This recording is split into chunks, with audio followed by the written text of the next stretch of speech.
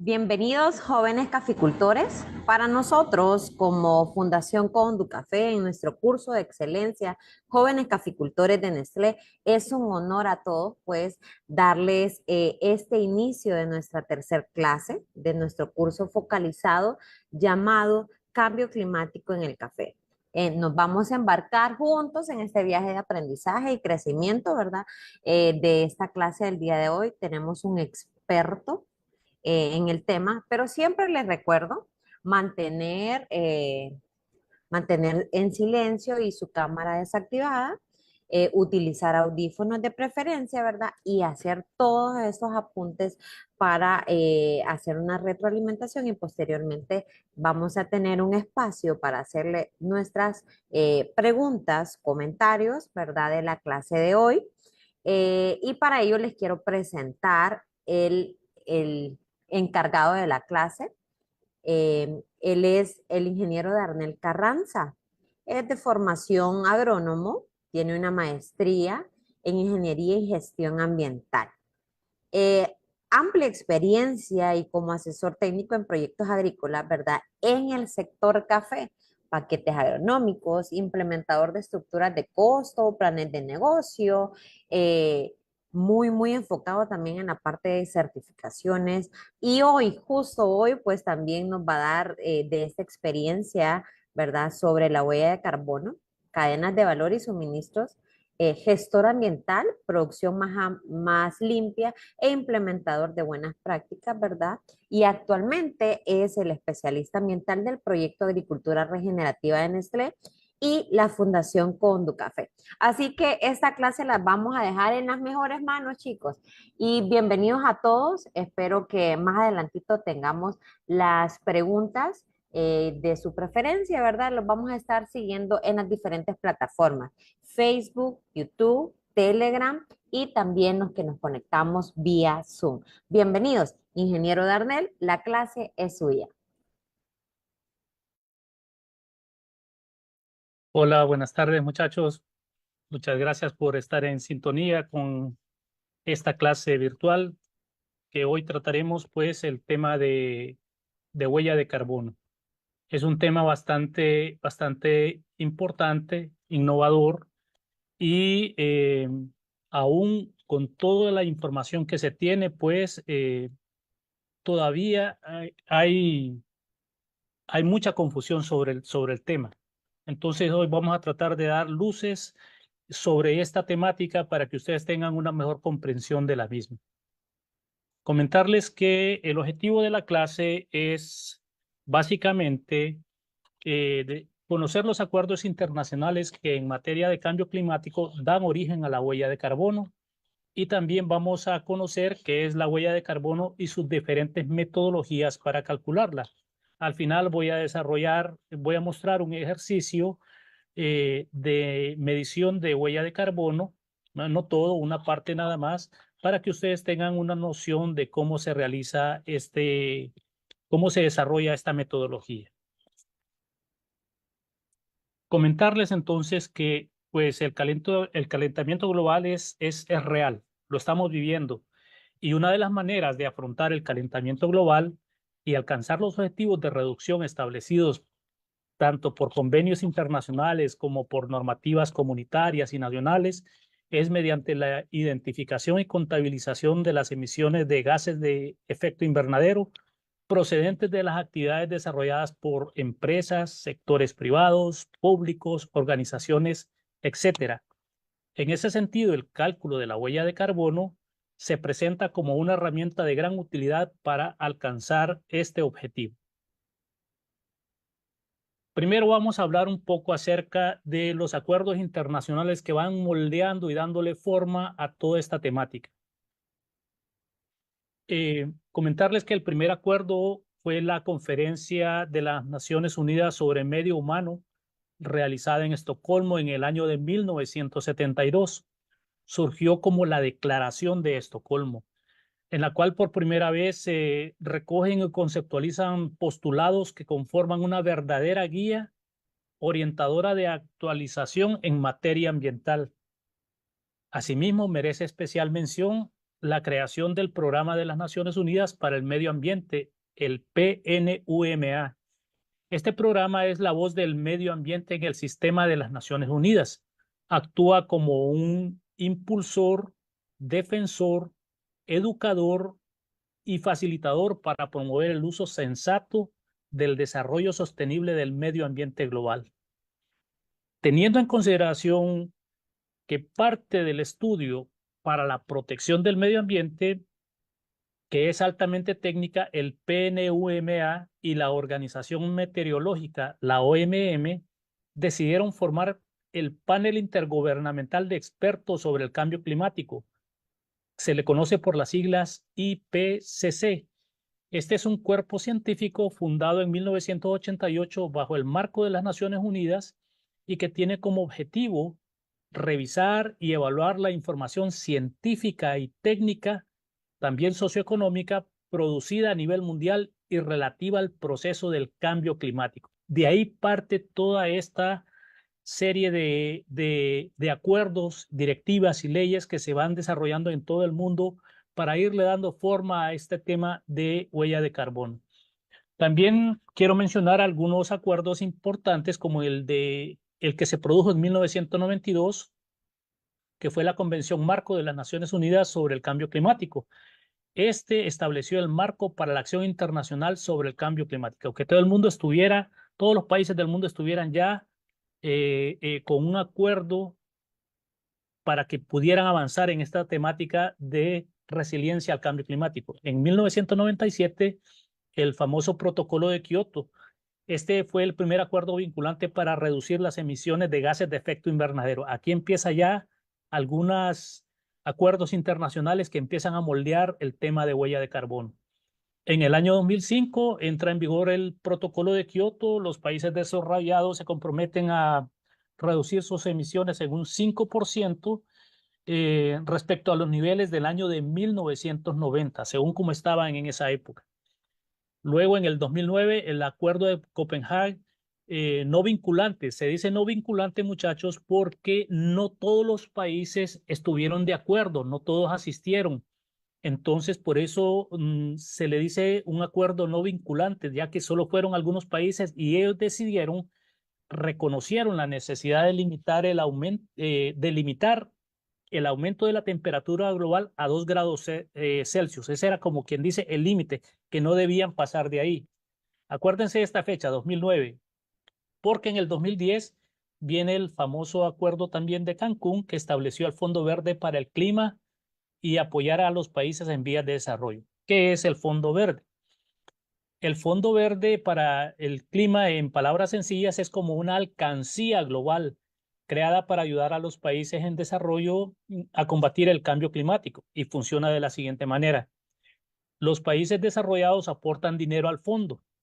Este dinero se usa para ayudar a los países en desarrollo a reducir sus emisiones de gases de efecto invernadero, eso es mitigación, adaptarse a los impactos del cambio climático, eso es adaptación, y básicamente el fondo financia proyectos como energías renovables, solar, eólica y mejora de la eficiencia energética, también protección de bosques y sistemas de alerta temprana para desastres climáticos. Miren qué importante. Acuérdense de la fecha del año 2009. Miren lo que sucede en el año 2015 con el Acuerdo de París. Este sí es un acuerdo vinculante, donde todos los países del mundo se comprometen, al menos los que estaban regidos, se comprometen a mantener el aumento de la temperatura mundial por debajo de 2 grados centígrados. En el 2009 era no vinculante y reconocían la necesidad de mantener la temperatura global a menos de 2 grados centígrados, pero en el 2015 ya esto es una realidad, es un acuerdo vinculante, están todos los países que conforman ya sale como un acuerdo total. En 2016, la enmienda de Kigali al Protocolo de Montreal es un acuerdo que busca reducir el uso de hidrofluorocarbonos. Estos son básicamente gases halógenos, muchachos, que se usan mucho en refrigerantes y aires acondicionados y que también son parte de los gases de efecto invernadero. En el 2018, pues se crea el libro de reglas del Acuerdo de París, que básicamente son las directrices de cómo van a utilizar el Acuerdo de París, para que no haya interpretaciones ambiguas y que todo el mundo esté pues en sintonía con lo que se pretende, con los objetivos globales que se pretenden. Y en el año 2021, el Pacto Climático de Glasgow, que es la COP 2000, que es la COP número 26, perdón, este reafirma el objetivo de limitar a 1.5 grados la temperatura global y acuerda reducir gradualmente el uso de carbón.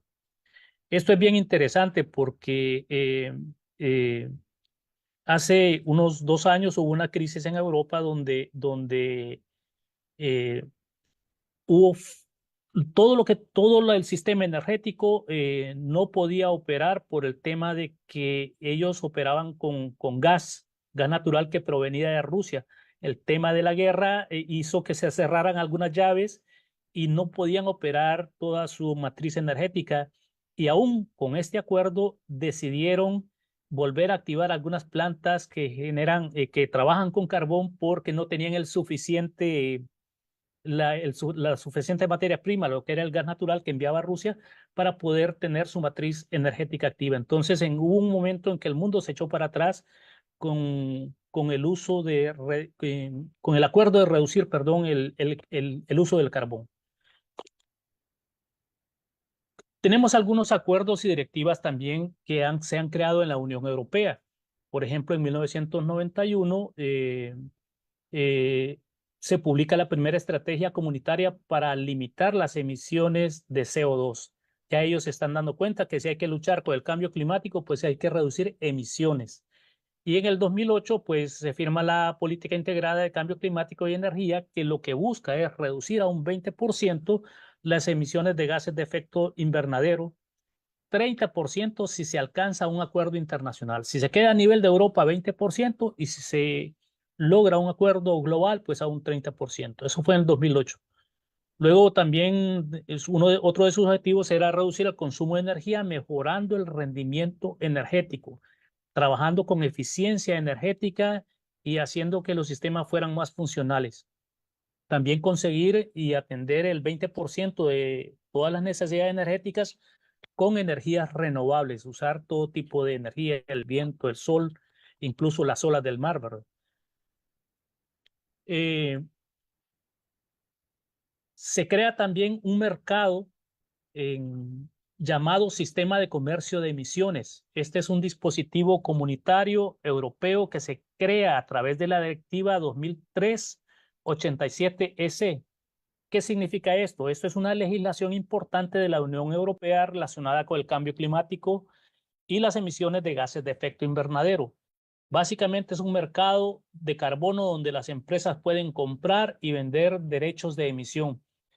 Al final, muchachos, con el tema de la huella de carbono, lo que se busca es una reducción significativa, aplicar acciones que permitan que esas emisiones se reduzcan, y cuando se llega a un punto de que no se puede reducir, entonces uno va a este tipo de mercado que es voluntario, puede ser privado o puede ser público también, y pueden comprarse las emisiones, los bonos de carbono de las emisiones que la empresa u organización no puede bajar.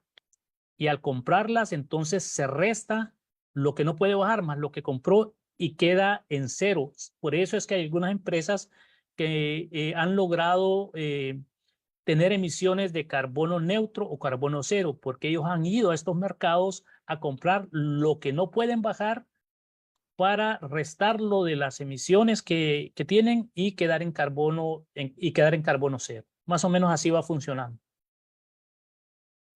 Eh, la Unión Europea también alcanzó uno de los hitos más importantes hasta la fecha en materia de energía y cambio climático, y fue crear el Paquete Europeo de Energía y Cambio Climático, que tiene un rango entre el año 2013 al 2020.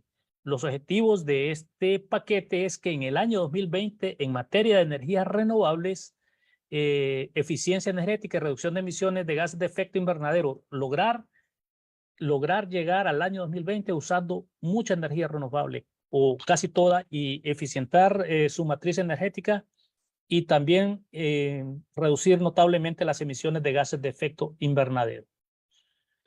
En el caso de la legislación hondureña, sé que nos miran otros jóvenes de otros países, pero ahorita quiero enfocarme en la legislación hondureña. En este caso, estamos acá, pues se han creado varias leyes que han venido a apoyar y a aportar lo que es el tema de cambio climático y huella de carbono.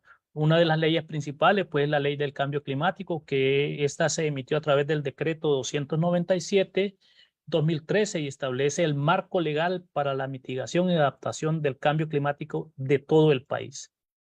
También la Estrategia Nacional de Cambio Climático, adoptada en 2010, que define las líneas de acción para enfrentar el cambio climático. El Plan de Adaptación al Cambio Climático, ¿verdad? Que establece medidas para reducir la vulnerabilidad del país ante los impactos del cambio climático.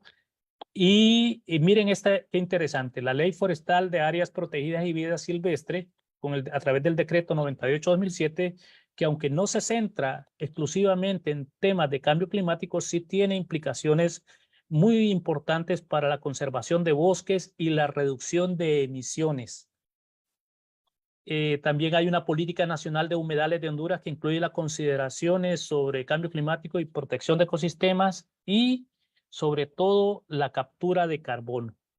Entonces, si se fijan, y yo sé que en los países, diferentes países donde nos están viendo, pues han avanzado en materia legal sobre estos temas, porque es una necesidad global. Todos tenemos que estar en un solo objetivo, que es ser resilientes al cambio climático, reducir las emisiones de gases de efecto invernadero para poder seguir sobreviviendo como especie humana. Luego tenemos otras leyes también, como el informe de contribuciones nacionales determinadas, así se llama, que este está bajo el Acuerdo de París. Honduras, a través de este informe, ha presentado sus compromisos de reducción de emisiones y adaptación al cambio climático. La ley de promoción de la generación de energía eléctrica con recursos renovables también, a través del decreto 70/2007, y que fomente el uso de energías limpias. El Plan de Acción Nacional de Lucha contra la Desertificación y Sequía aborda todo lo que es la problemática relacionada al cambio climático en zonas desérticas y áridas, especialmente en el corredor seco que está ubicado entre el sur y el occidente del país. Y por último, la política de energía nacional, que promueve la diversificación de matriz energética hacia fuentes más limpias y renovables.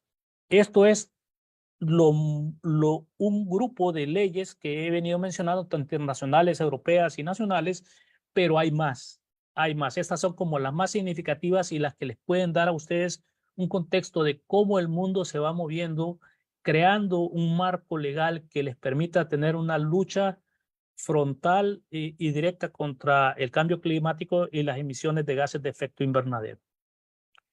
Después de haberles brindado todo este marco legal, hoy sí pasamos a lo que es la huella de carbono. Básicamente, la huella de carbono es la definición propia, se puede decir que es la totalidad o la suma de todos los gases de efecto invernadero que son emitidos por efectos directos o indirectos de un individuo, de una organización, de un evento o de un producto. Nosotros como seres humanos emitimos gases de efecto invernadero a través de la forma de vida y estilo de vida que tenemos, lo que comemos, la forma de transporte, la forma y uso de fuentes de energía. Por ejemplo, cuando usamos electricidad, nosotros vamos dejando una huella de carbono, así como también las organizaciones y los eventos. Entonces, la huella de carbono, por tanto, identifica la cantidad de emisiones de gases de efecto invernadero que son liberadas a la atmósfera y como consecuencia del desarrollo de cualquier actividad nos permite a todas identificar a todas las fuentes de emisiones y establecer, fundado en ese conocimiento, medidas de reducción efectivas.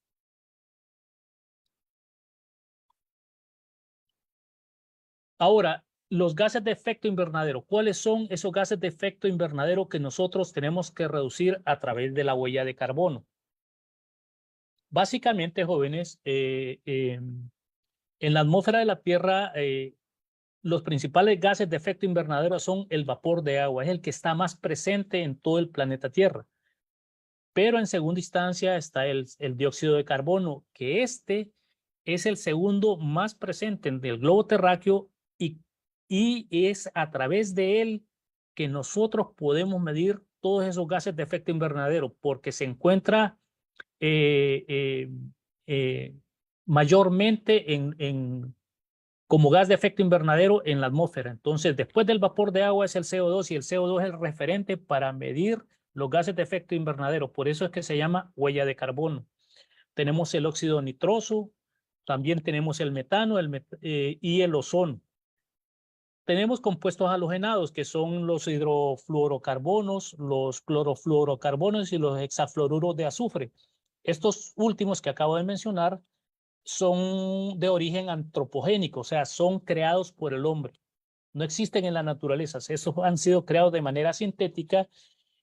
Fundamentalmente son gases de efecto invernadero muy estables y por ello con una vida media alta, potentes, absorbentes de radiación infrarroja, y se destruyen en la troposfera. Por ejemplo, los hidrofluorocarbonos se destruyen en la troposfera. En la estratosfera se destruyen los clorofluorocarbonos y en la mesósfera los hexafluoruros de azufre. Entonces, al destruirse, están también contaminando nuestra atmósfera y también actúan sobre la capa de ozono, la destruyen también. Entonces, son tomados en cuenta como parte de los gases de efecto invernadero, nada más que estos son creados por el hombre, no son de orden natural. Tipos de medición de huella de carbono. Ya se las había mencionado, pero aquí se las voy a mencionar con un poco más de contexto. La primera medición de huella de carbono la podemos encontrar en una organización. Básicamente mide la totalidad de los gases de efecto invernadero emitidos por efecto directo o indirecto procedente de cualquier desarrollo o actividad de una empresa u organización. Cabe destacar que el concepto de organización engloba a cualquier tipo de entidad que desee calcular su huella de carbono, sea una organización privada, una entidad pública, una organización sin ánimos de lucro, etcétera. Y todo esto con el fin de mejorar el comportamiento ambiental de las empresas. El segundo tipo de medición que tenemos es la huella de carbono de un producto. Por ejemplo, en el caso de nosotros que trabajamos con café, pues nosotros podemos medir la huella de carbono del café. Básicamente mide los gases de efecto invernadero emitidos durante todo el ciclo de vida de un producto, en este caso el café, desde la extracción de las materias primas, pasando por el procesado, fabricación y distribución, hasta la etapa de uso final de su vida. En ese sentido, hay que destacar una metodología que se llama análisis de ciclo de vida. El análisis de ciclo de vida tiene dos vías. La primera vía es cuando nosotros decimos que vamos a medir, hacer el inventario de gases de efecto invernadero en el café, poniéndolo de ejemplo, desde la cuna hasta la puerta.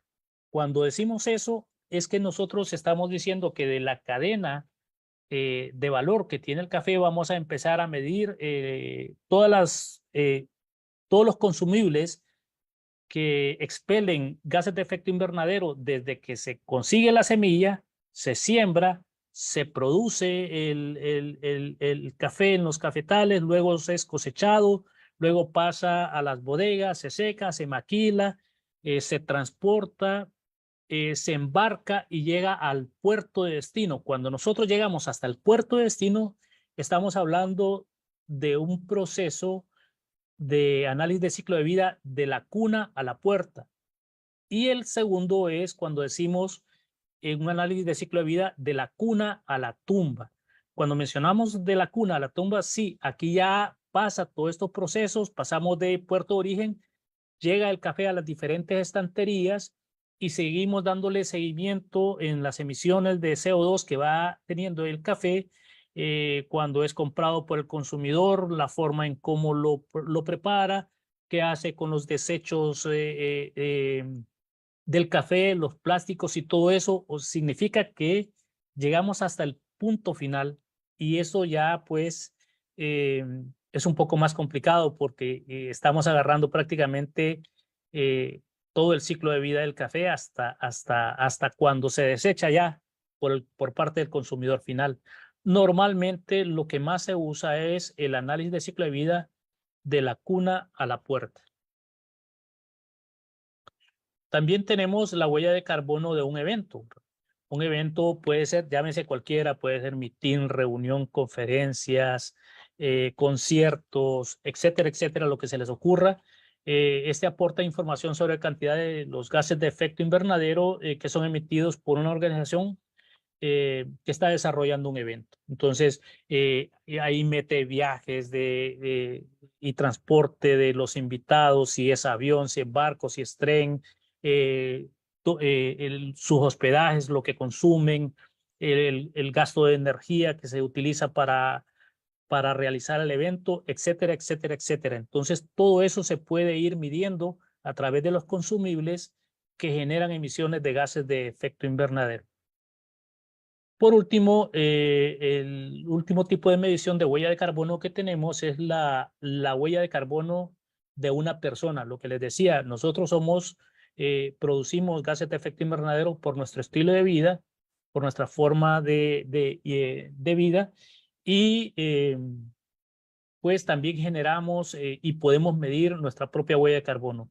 Al final de la clase, jóvenes, vamos a dejar en el chat un link que los va a dirigir a una calculadora para que puedan una calculadora personal para que ustedes puedan medir su propia huella de carbono. Ustedes ingresan al link y solo tienen que seguir las indicaciones que son intuitivas y ustedes pueden ir descargando la información que ellos les van a ir pidiendo. Solo quiero aclarar esto. Cuando medimos huella de carbono, tenemos que hacerlo basado en un tiempo determinado. Por ejemplo, lo común que se utiliza es un ciclo de un año.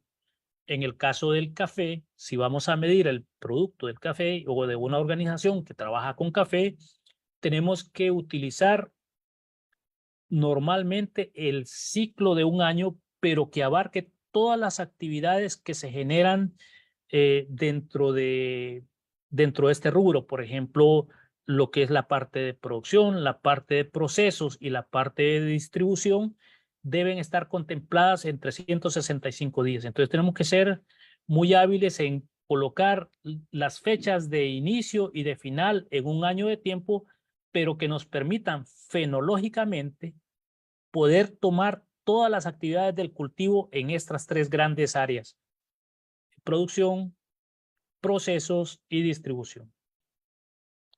Muy bien.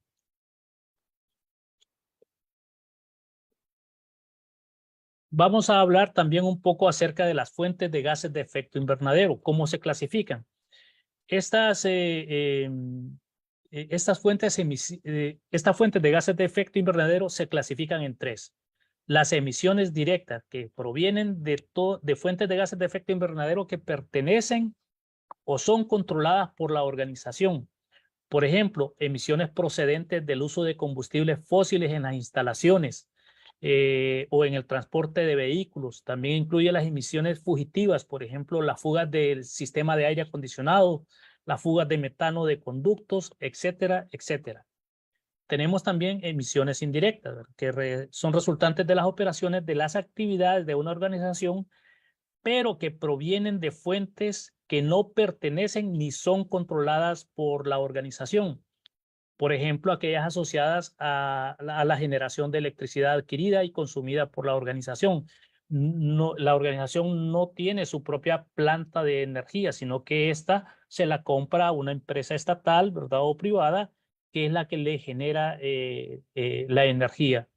Y por último, tenemos otras emisiones indirectas. Estas básicamente son aquellas que tienen que ver con viajes de trabajo, con medios externos, transporte de materias primas o productos realizados por terceros.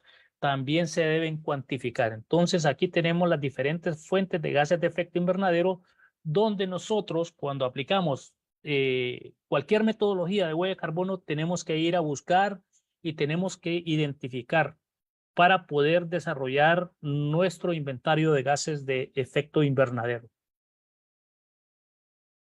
Algunas limitaciones de la huella de carbono. Básicamente, la ausencia de regulaciones oficiales. ¿Qué quiero decir con esto? El creciente interés en la huella de carbono y la ausencia de regulaciones oficiales en algunos países se ha dado y en otros no, han llevado a la creación de diversas metodologías y guías de cálculo, generalmente verificadas y transparentes, son muy buenas. Sin embargo, esta variedad ha generado una confusión entre los diferentes actores, consumidores, compañías y proveedores.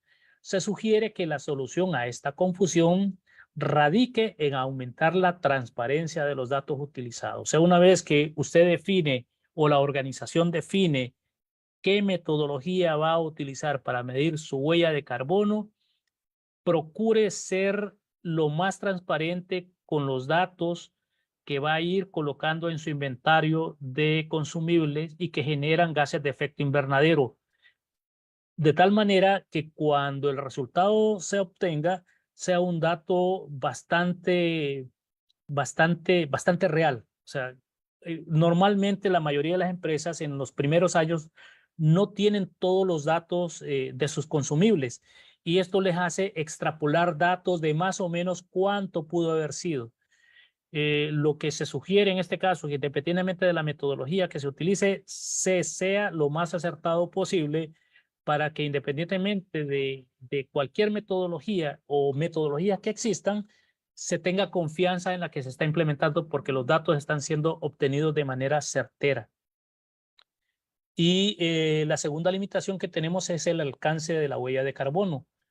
Básicamente, a menor alcance, o sea, cuando yo hago una medición de huella de carbono, pero la hago desde el origen y la termino, por ejemplo, en el proceso donde llega el café y se seca y no continúo con el proceso a la parte de la preparación para exportación, y transporte y distribución, si lo dejo bien corto, entonces la huella de carbono de ese producto no va a tener fiabilidad. Por lo que a la larga, pues, si yo le propongo este tipo de trabajo a una organización, él va a tener la sensación de que lo intento engañar. Entonces, los alcances de dónde queremos llegar con huella de carbono son definidos eh, eh, por el análisis de ciclo de vida que es de la cuna a la puerta y tenemos que ser bien exactos con eso. Pero también generalmente son los recursos económicos y de personal los que terminan por limitar el alcance de la determinación de la huella de carbono, pues el desarrollo del inventario es una tarea, es una de las tareas más costosas, ¿verdad? Se ocupa gente trabajando, obteniendo toda esta información. Algunas normas relacionadas con la huella de carbono. Por parte de ISO, tenemos, por ejemplo, 3 ISOs que trabajan con inventarios de gases de efecto invernadero en organizaciones y proyectos. Por ejemplo, la ISO 14064-1, la ISO 14064-2, la ISO 14064-3. Y para organismos que verifican, que auditan huellas de carbono, tenemos la ISO 14065 y la ISO 14066. También para desarrollar una medición de huella de carbono, tenemos la ISO 14067. Y para análisis de ciclo de vida de productos, tenemos la INTE ISO 14040 y la INTE ISO 14044. Y para carbono neutral, para poder llegar a compensar, tenemos la INTE B5. Y esto es específicamente para organizaciones. Dentro de BSI tenemos 2 metodologías, que es la PAS 2050, que es para medir huella de carbono, y la PAS 2060, que con esta nosotros llegamos a carbono neutro. Son 2 tipos de metodologías. Y por último, dentro del World Resource Institute, tenemos el GHG Protocol. Básicamente, esta metodología trabaja con inventarios de gases de efecto invernadero para organizaciones públicas, privadas y comunidades. Entonces, si ustedes se fijan, la gama de metodologías que tenemos es bastante amplia y posiblemente siga creciendo. Esto quiere decir que si nosotros no tenemos una claridad de qué es lo que queremos en nuestra organización, muy posiblemente pues nos va a costar entender qué metodología podemos implementar para medir nuestra propia huella de carbono.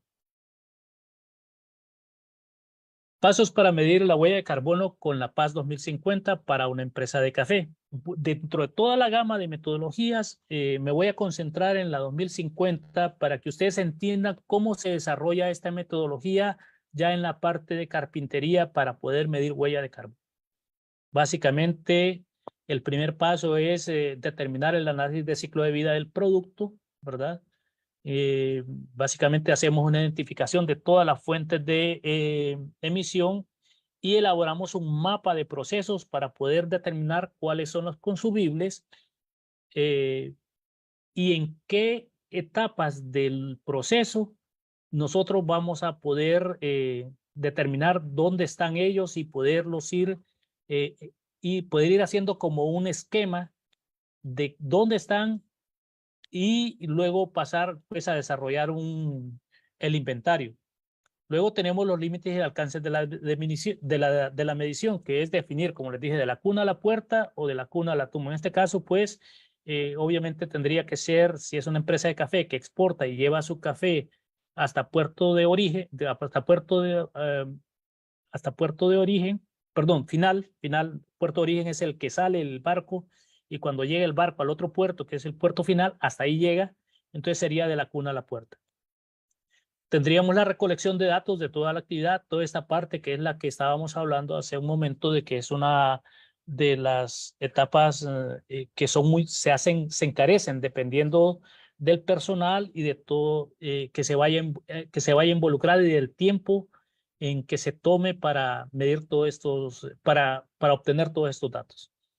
Después tenemos el cálculo de la huella de carbono, que son operaciones matemáticas donde tenemos diferentes factores de emisión que los proveen diferentes organizaciones y que a través de ellas vamos llegando a un resultado determinado de cuánto es la huella de carbono. En café me voy a adelantar un poco y les voy a decir que la unidad en que se mide la huella de carbono es kilogramos de CO2 equivalente sobre kilogramos de café producido.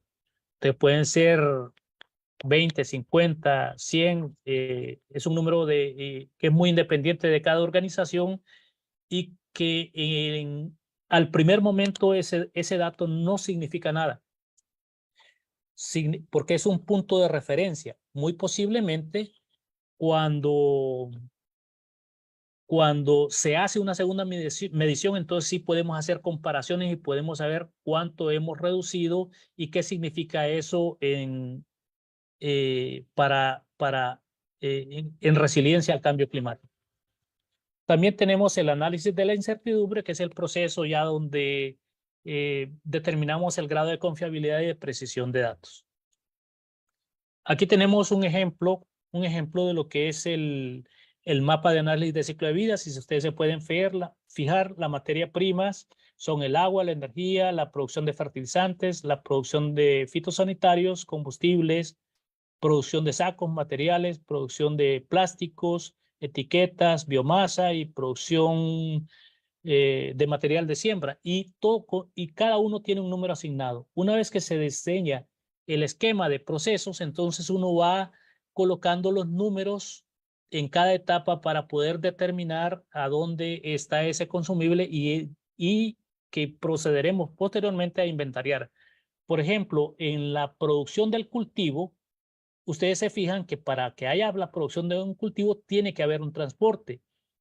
Y y también se utilizaría agua, se utilizaría producción de fertilizantes, se utilizaría producción de fitosanitarios, el uso de combustibles por transportes, eh, lo que es la producción de plásticos, la biomasa y la producción de material de siembra. Entonces, en cada etapa nosotros vamos colocando esos números que están en amarillo, significan las características de cada materia prima que se va generando en cada etapa de proceso.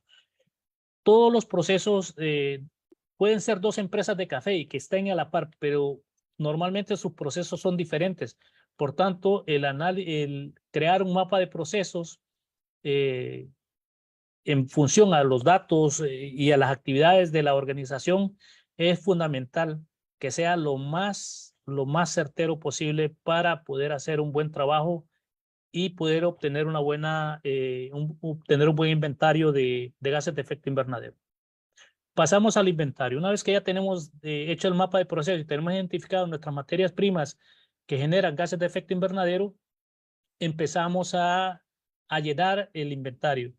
Por ejemplo, aquí tenemos que es año 2023.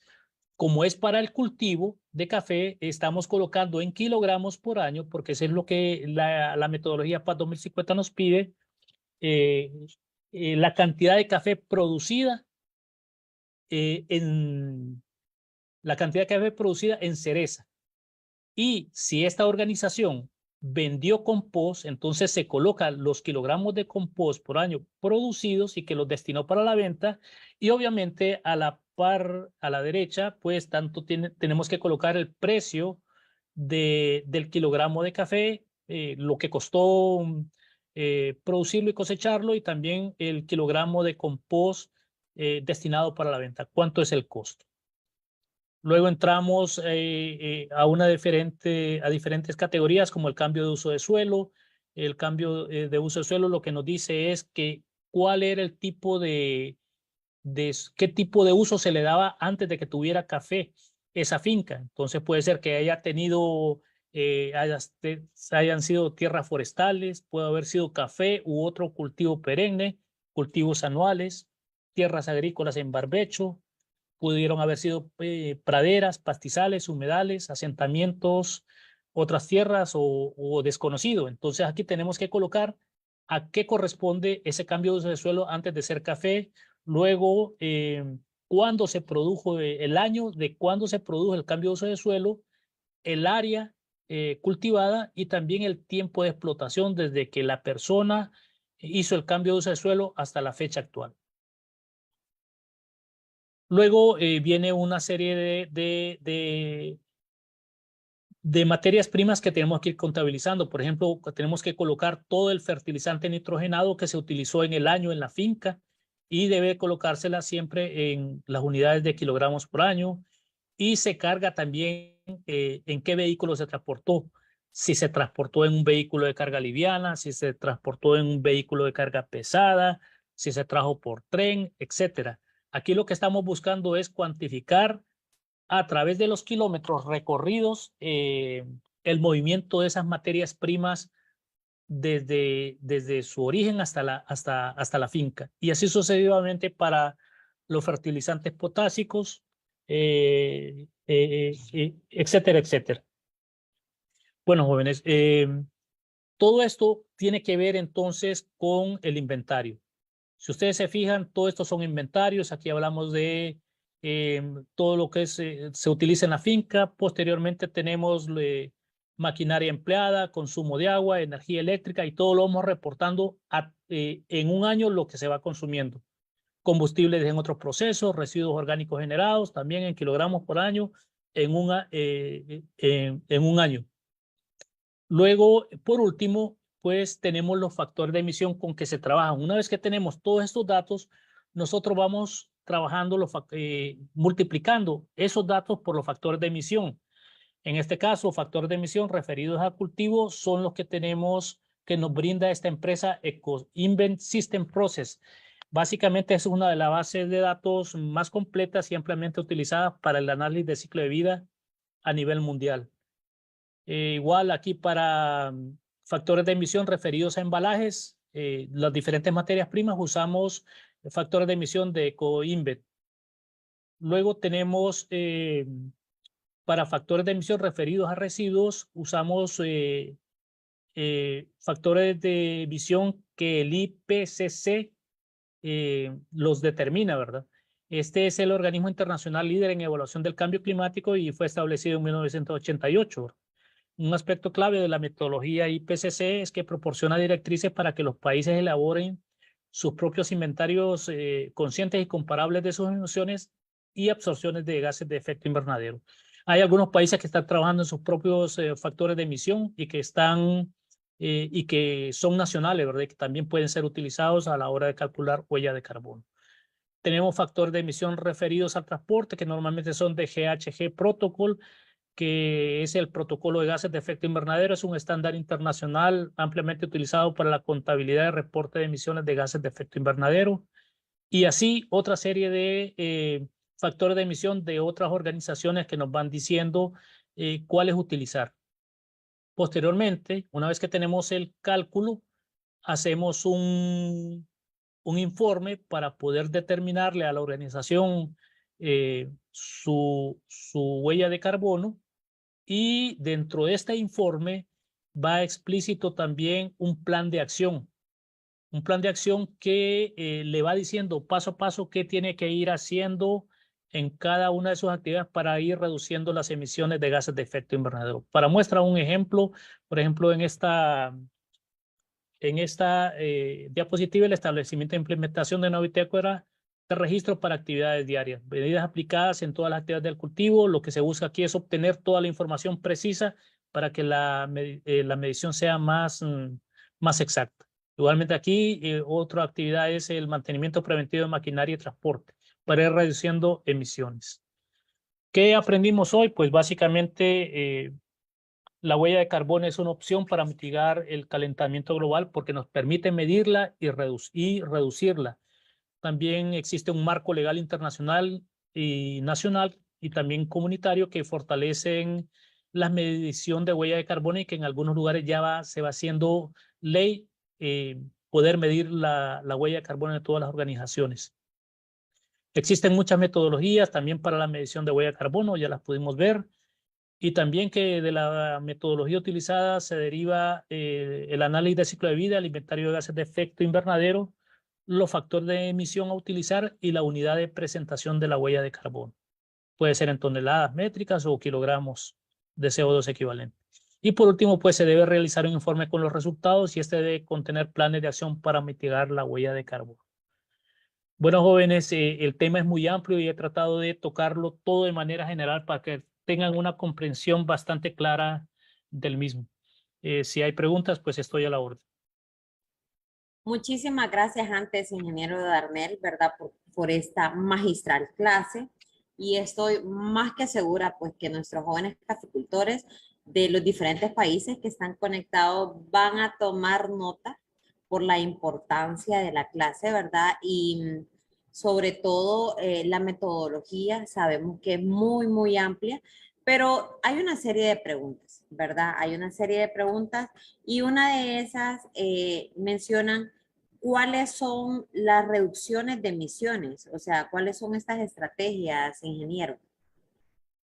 Bueno, como le comentaba, una vez que se mide la huella de carbono y se establece el informe para la organización, en este caso, o una empresa, entonces dentro del mismo informe vienen una serie de medidas y planes de acción que se han detectado a través de la realización del inventario de los gases de efecto invernadero. Un ejemplo, si la empresa tiene una flota de transporte de camiones donde nunca se les ha hecho una calibración al motor para reducir las emisiones, entonces esa sería una acción para reducir esas emisiones.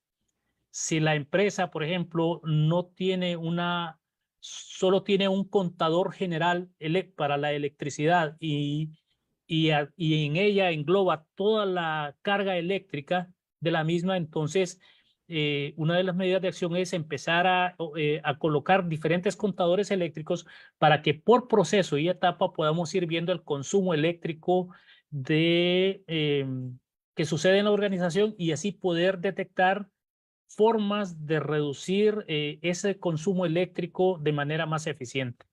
Otro ejemplo puede ser también cuando no tenemos un control preciso de nuestras materias primas y compramos en exceso o compramos por si nos hace falta. Entonces, al no tener un inventario bien calibrado de todas nuestras materias primas, entonces estamos comprando más producto y estamos, por tanto, emitiendo más emisiones de gases de efecto invernadero. Totalmente de acuerdo, ingeniero. Ahora vamos a otra interesante pregunta, ¿verdad? ¿Qué me dice de la trazabilidad de café mandado por la Unión Europea? Menciona David Zambrano. Ah, muy bien, eso se llama debida diligencia. Déjeme contestarle a Zambrano que la debida diligencia en un momento determinado va a pedir la medición de huella de carbono, porque Europa es la más interesada y es la que tiene más leyes que están impulsando el tema de la huella de carbono, lo que es la huella de carbono con el objetivo de reducir las emisiones. Eso es parte de las actividades de debida diligencia que nos va a tocar a la cadena de valor empezar a implementar. Y aquí no solo es la trazabilidad del café, el rastreo del café, sino que también van a querer cuantificar las emisiones de cada paso de ese rastreo donde va pasando el café. Van a querer identificar las emisiones se van emitiendo y qué vamos a hacer para poder reducirlas. La pregunta de él es muy interesante. No ha llegado todavía en términos de exigencia, pero sí, muy probablemente en la evolución de la debida diligencia, esto se vaya a dar. Así es, ingeniero. Muchísimas gracias. Y aportando un poquito, ¿verdad? Porque más adelantito traigo un invitado solo para mostrarles algo interesante que tenemos como Fundación Conducafé. Pero mientras, ingeniero, quiero responder esa pregunta, ¿verdad? Con su apoyo. ¿Cuáles son los beneficios de alcanzar la neutralidad de carbono? ¿Qué me pueden mencionar? Ah, esa es una pregunta muy interesante. Fíjense que alcanzar la huella el carbono neutralidad, o por lo menos medirla, aunque no llegue, usted está demostrando una responsabilidad empresarial con el medio ambiente, que puede ser traducido en mejores negociaciones. Puede ser también traducido en que, dependiendo de cada país, estas puedan ser beneficiadas con algunas reducciones de impuestos. Pueda también tener una mejor imagen proyectándose en el ámbito del mercado, depende del producto, en este caso del café, que es una empresa que está trabajando de la mano con el tema de cambio climático, aportando resiliencia. Entonces, todo esto va permitiendo una mejor imagen, una mejor aceptación, una mejor capacidad de negocios y el cumplimiento de las legislaciones nacionales e internacionales, en este caso de debida diligencia, que se van llevando de la mano de manera apropiada. De acuerdo, ¿verdad? Y lograr la neutralidad de carbono es un objetivo crucial para mitigar los efectos del cambio climático y así promover, pues obviamente, un futuro sostenible. Y con esto, pues quiero darle la participación a Alex, ¿verdad? Para que Alex nos cuente un poquito de todo el trabajo fuerte que hicimos como Fundación Conducafé para lograr este éxito como fundación. Bienvenido, Alex. Muchas gracias, ingeniera Suani. Muchas gracias, ingeniero Arnel, por esta magistral presentación. Y pues es para mí un hito importante y un orgullo hacer esta referencia como un ejemplo importante. La Fundación Conducafé el año pasado, en el mes de diciembre, logró un hito histórico en el tema sobre todo las organizaciones que trabajan en el tema de comprometidas con el cambio climático, a combatir esa lucha tan importante, ¿verdad? Y pues un equipo de profesionales de la fundación promovieron esto bajo el liderazgo de la presidencia de la fundación. Decidimos, ¿verdad? Trabajar arduamente para poder contabilizar y medir todas esas emisiones y de alguna forma efectuar acciones de reducción y acciones de mitigación y compensación. Y ese es un ejemplo interesante que quería mencionar de nuestro compromiso como Fundación Conducafé de certificarnos como carbono neutro. Ya obtuvimos el certificado de carbono neutralidad bajo la normativa, una de las normativas de hecho que explicaba el ingeniero Darner, ¿verdad? Nos escribimos también por medio de los convenios de las Naciones Unidas para poder compensar esas emisiones producto de las operaciones que como fundación tenemos, operaciones relacionadas con el inventario de gases de efecto invernadero, ¿verdad? En el tema de inventario, reducción, y cumplimos con la ecuación que nos explicaba el ingeniero Arnel, ¿verdad? Bajo las normativas de la INTE ISO 14064-2019, y la ITV5 2021, ¿verdad? Entonces, para nosotros es un hito muy importante porque estamos comprometidos en esta lucha contra el cambio climático y demostramos que estas acciones que estamos teniendo, ¿verdad? Realmente están teniendo un impacto positivo en nosotros, también en los caficultores, en el medio ambiente, ¿verdad? Y en nuestra sociedad en general. Así que, bueno, ese ha sido un poco el comentario que tenía, ¿verdad? Hay muchos aportes y decirles que como organización estamos comprometidos a realizar, por ejemplo, en el tema energético, en el tema de combustible, en el tema de uso de papelería, diferentes fuentes de emisión en las que estamos trabajando para cumplir con este tema de carbono neutro. Y hoy que salió este tema de huella de carbono, creo que es un bonito ejemplo para poderlo reflejar y que ustedes puedan ver, ¿verdad? Que son acciones que ya se están implementando. Muchas gracias, ingeniero Arnes, yo lo felicito y gracias a la ingeniera Suani también por apoyarnos aquí en la moderación. Muchísimas Bueno, gracias. y adicional, pues Julio les está compartiendo el link para que puedan ustedes hacer esa tareita de verificar y de poder medir la huella de carbono. Adicional, ingeniero, pues están mencionando qué tan cierto es el bono de carbono. Eh, el bono de carbono, como les dije, es un mercado voluntario y que puede ser público o privado, y es donde otras empresas pueden comprar y vender estos bonos. Básicamente, cada empresa que se dedica a esto, ellos tienen que tener sumideros de carbono. Pueden ser bosques, hectáreas de bosque, no que ya estén, sino que ellos las hayan sembrado y las estén cuidando y sean y con diferentes especies, y donde ya tienen cuantificado cuánto carbono captura esa plantación. Entonces, eso se traduce a bonos. Estos bonos son los que se venden para compensar la la falta de, hay un momento en que la huella de carbono ya no se puede bajar. Entonces, esa falta que hace para que sea carbono neutro una organización, ellos se la venden. Obviamente tienen que tener una serie de requisitos y también tienen que tener un seguro de carbono, porque puede ser que ellos, por contingencias meteorológicas, se puede incendiar su plantación y ellos deben tener un respaldo de lo que ellos venden. Entonces, el tema da para más, lo que es para otra clase, pero sí trato de explicar de manera general que esto es un mercado donde entran empresas que tienen y han desarrollado sumideros de carbono a través de plantaciones, ¿verdad? Y que les permite a ellos, pues, salir al mercado internacional eh, a venderlos.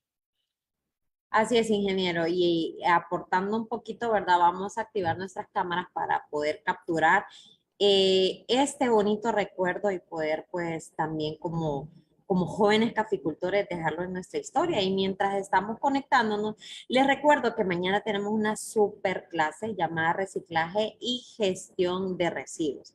Y mientras, ingeniero Darnell, también aprovechar a saludar a Alejandra Guerra, que está conectada por ahí, mucho gusto. Osman Mejía, María del Pilar, Julibet Castellanos, Atanasio Acosta, mucho gusto, Joaquín Solórzano, ingeniero, ahí puede ver los compañeros, los colegas que están conectados en la plataforma de Zoom.